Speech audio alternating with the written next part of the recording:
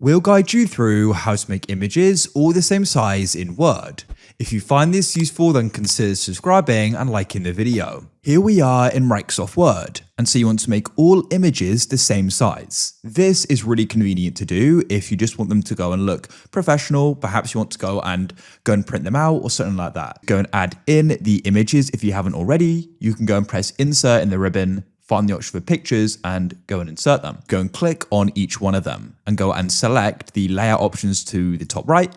And in text wrapping, just go and select square and repeat that for all of them. I've already done that. Now go and click on one of them and you need to go and size it to your liking. So let's go and say I have it this size here, then right click on it and find the option for size and position.